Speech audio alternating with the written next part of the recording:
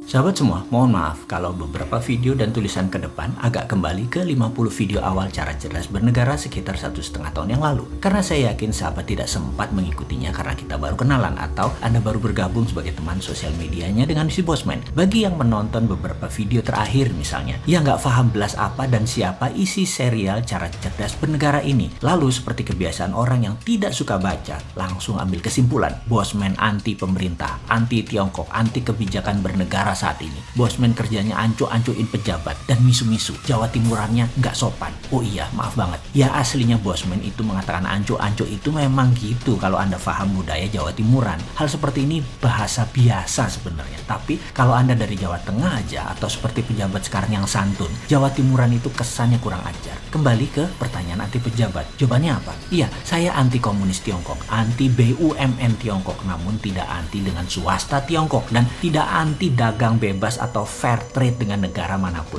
dan pastinya anti oligarki dan anti globalis cabang. Secara ekonomi saya pendukung UKM bottom of pyramid, anti negara berbisnis, anti BUMN di bawah kementerian. Kembali ke serial cara cerdas bernegara, maka ini semua adalah pelajaran Lemhanas dipopulerkan. Sahabat tidak perlu baca banyak buku atau ikut sekolah tersebut kalau memang belum mau jadi pejabat, namun memahami bela negara adalah hak setiap warga negara. Maka pelajaran awal dari pemahaman bela negara adalah memahami apa itu nation, apa itu negara. Ingat, negara bukan pemerintah. Negara NKRI itu bukan milik pejabat atau seenaknya mengelola negara atas nama pemerintahan yang memenangi pemilu. Negara punya rakyat Indonesia. Negara bukan punya pemerintahan yang 5 tahunan berganti mengelola. Kita semua tahu bangsa Indonesia lahir terlebih dahulu sebelum negara NKRI berdiri, yaitu ketika Sumpah Pemuda tahun 1928.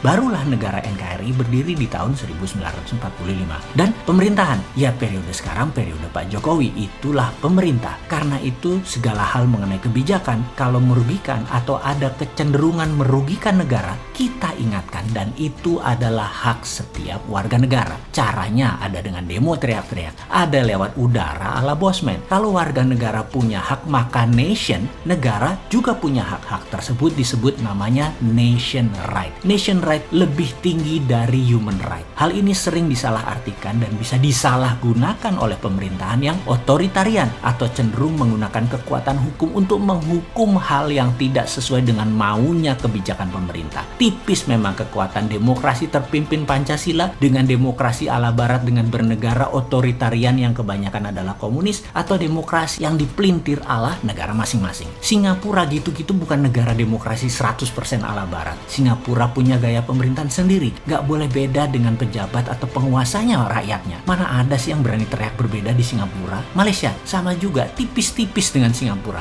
Sekali lagi, tidak ada yang sempurna negaranya, namun pemerintahan adalah kesepakatan-kesepakatan yang berlaku disepakati oleh pengelola negara masing-masing. Filipina karena Duterte-nya koboi, lain lagi kelola negaranya. Demokrasi ala Filipina ini seru. Apa-apa dibuat referendum. Misalnya Duterte tanya, narkoba boleh saya tembak di tempat nggak tuh? Referendum ternyata 80% setuju. Ya dia dor 15.000 orang lebih kasus narkoba. Dan bening sekarang tuh narkoba di Filipina. Apa itu melanggar HAM? Duterte bilang saya pegang mandat 80% suara referendum setuju. Sikat, mati aja loh kalau main-main dengan narkoba di Filipina. Negara komunis Vietnam, komunis Tiongkok, dan komunis Korea Utara. Beda lagi kelola negaranya. Namun cirinya satu, yaitu otoritarian. Saat ini entah bagaimana komunis di Indonesia pemahamannya tidak menakutkan lagi. Di sisi lain, komunis yang dipahami oposisi saat ini yang sering bengok-bengok di media dengan niat mendapatkan perhatian politik adalah masih komunisme ala Cold War, ala Perang Dingin. Jadi kasihan juga kalau banyak melihat mereka-mereka mendebatkan komunisme, apalagi pakai kata PKI. Komunisnya sudah mutan, ganti baju, dan lebih soft power. Pengkritik yang anti komunis masih lihat komunis seperti zaman Perang Dingin Soviet Amerika, pakai hard power. Beda pun, komunis sekarang soft, pakai merubah kebijakan negara yang mau ditarget atau pakai orang dalam tanda petik.